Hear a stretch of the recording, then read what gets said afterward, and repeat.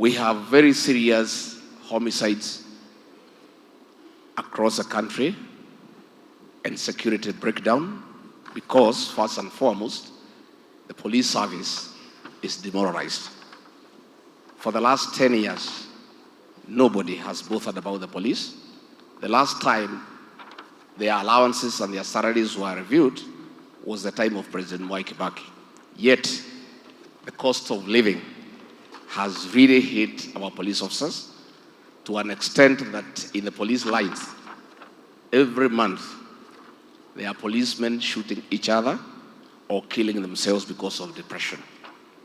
The policemen, we must empathize with them because they feel very bad because they have been totally misused and nobody has bothered to think about them.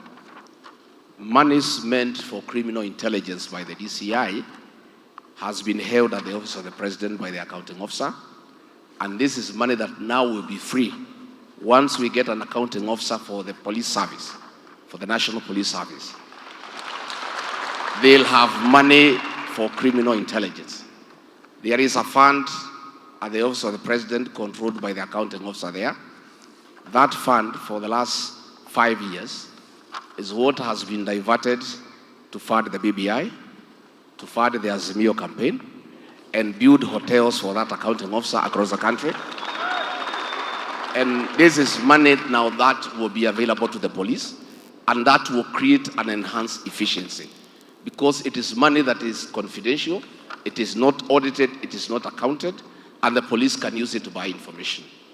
So we want to assure the people of Kenya that the police themselves, by the way, let us understand them. In fact, they are willing to be good people. This money they collect on the road, they collect because sometimes they have no food. Sometimes they say they are told to escort money from a bank, 200 million, and themselves they don't have 10 shillings in the pocket. Sometimes being human beings can be very tempting. So we are saying that within the first 100 days, we will review their terms of service, pay them well, and in return they have agreed.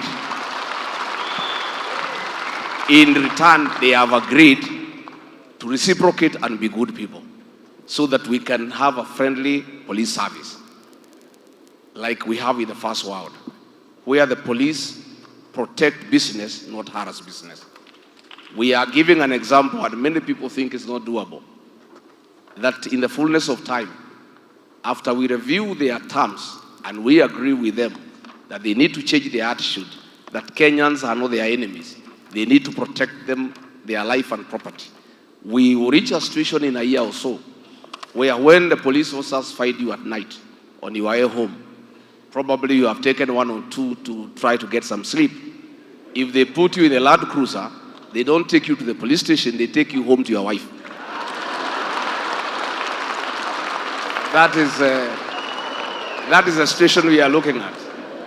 And we want to assure our police officers and the prison warders that their cry has been heard by the Kenya Kwanza principles.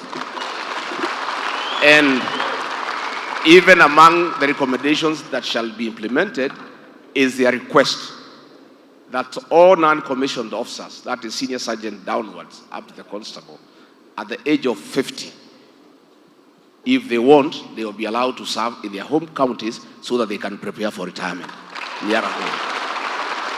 So we are looking at a good situation progressively, where we allow the police to do what they are paid to do, and they are saying, even the police themselves, they feel bad that they have been misused to arrest people who have committed no crime, to plant evidence on people who have done nothing. And they are saying once they get the financial independence, they will be able to operate freely and independently. And finally, on the public service, we want to assure our civil servants across the country, their cry has been heard about career progression, that officers would want career civil servants to rise from the point of entry to the highest level in the civil service, including being the head of the public service. Because they cry that they are demoralized, because they don't grow beyond a certain position, Other people come from the private sector and then they stagnate at certain grades. So we want to assure the public service that your time is now. Work hard, stay focused, and you can grow from an assistant secretary cadet all the way to a principal secretary. You can grow from an accountant to the accountant general. You can grow from an assistant engineer to the chief engineer roles. So once that is settled, I think our public service will be well motivated and their morale will be boosted and we'll have productivity for the people of Kenya. And we have asking the public service that the people of Kenya want less and less government in the people's lives and more services to the people of Kenya. Thank you, Your Excellency. Thank you very much. Asante Mutembei, majina yangu ni Zakaria Kariuki Dirango. Karibu sana, hapa ni Kamuru. Kabla hujafika Kamuru shopping center iko between Luai na Kamuru. Hii shamba iko mahali kunaitwa Kipawa. 100 meter kutoka Kangudo Road. Umejionea wewe mwenyewe. Kuna supermarket, hii shamba ni next to high school.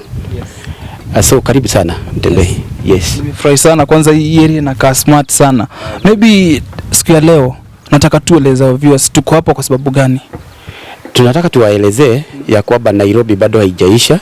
Nairobi bado kuna plot.